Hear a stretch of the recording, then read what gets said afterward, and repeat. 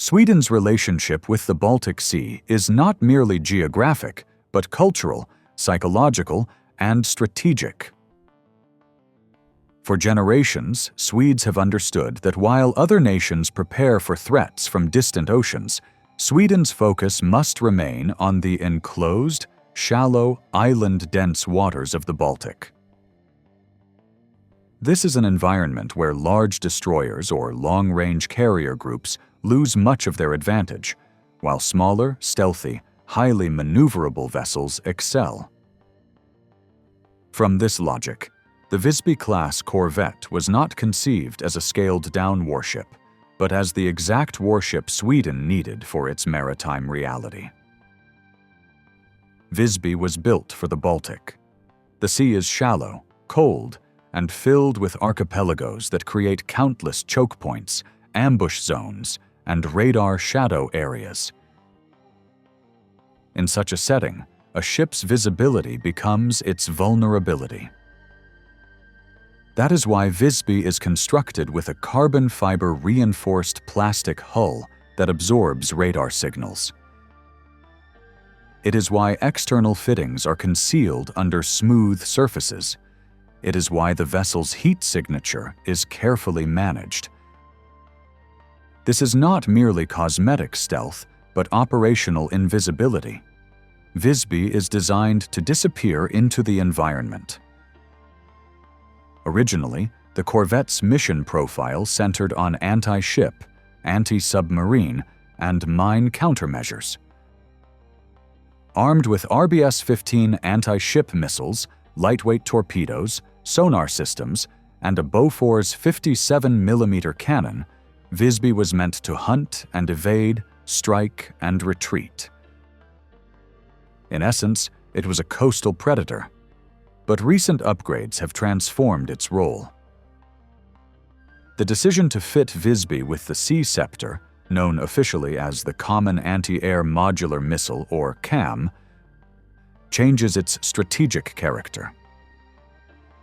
With these missiles, Visby is no longer simply a silent attacker. It becomes a protector.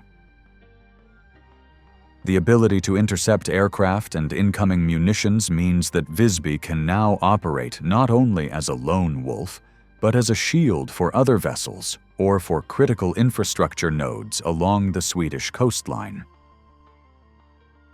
This shift is critical when viewed in the context of Swedish national defense. Until recently, Visby operated in a national naval ecosystem that did not emphasize layered air defense at sea.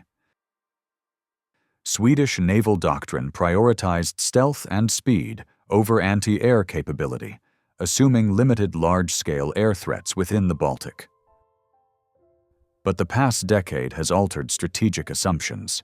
The increased presence of Russian aviation, missile-equipped patrol ships, and electronic warfare activity has forced Sweden to rethink.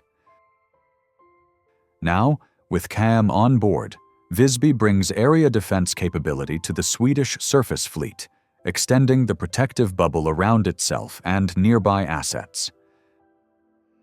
Sweden's naval strategy emphasizes denial rather than domination. In the event of conflict, Visby does not need to destroy every enemy vessel.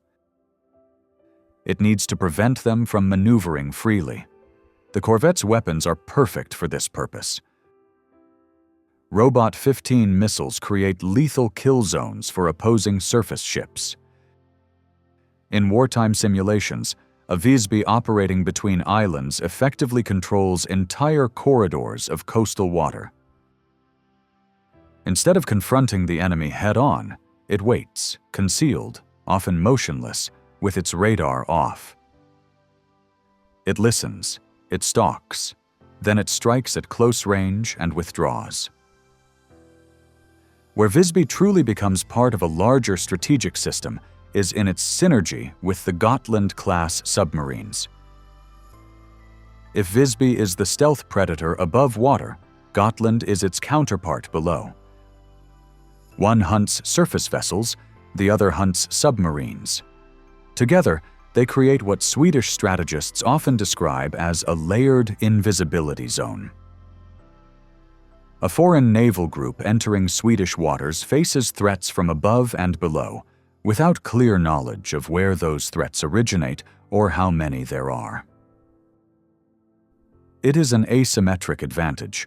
The opponent has more firepower, but Sweden has local mastery. This local mastery has now moved into a new phase with Sweden's accession to the North Atlantic Treaty Organization. With membership, Visby is no longer simply a national asset. It becomes a node in a regional maritime network. The Baltic Sea increasingly resembles a controlled space dominated by interoperable NATO navies, Finnish Pohjanmaa-class corvettes with ice-strengthened hulls, Danish Ivar Huitfeldt-class frigates with robust air defense radars, Norwegian Nansen-class frigates with advanced anti-submarine capability. In this web of defense infrastructure, Visby's stealth becomes even more valuable. While other NATO vessels provide presence and deterrence, Visby provides invisibility and surprise. It does not merely patrol, it vanishes and reappears. Looking ahead to 2030 and beyond, Sweden is preparing a new generation of larger surface vessels, including the Luleå-class. These future ships will possess greater tonnage, stronger command and control capabilities, and long-range anti-air and anti-missile systems. Yet Visby will not become obsolete. Instead, its role will evolve. When larger Swedish and NATO vessels begin operating deeper into the Baltic or beyond, Visby will continue to guard the coastal domain. It will take on reconnaissance, forward position screening, and ambush authority. It will be the first to detect intrusion and the first to strike. Visby is more than a ship. It represents a philosophy. Many countries build naval vessels based on prestige, size, power projection, global range. Sweden builds for purpose. The Visby does not intimidate through tonnage or missile count. It intimidates through uncertainty.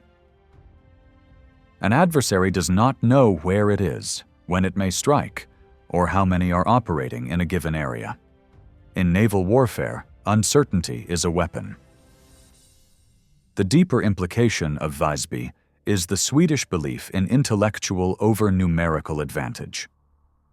Rather than competing with large navies on their terms, Sweden has shaped the battlefield to its own strengths: stealth, geography, mobility, and technological precision.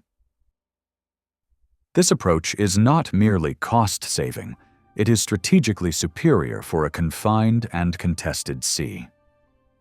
As Sweden's naval modernization continues and integration into NATO deepens, Visby stands as both a practical tool and a symbolic one.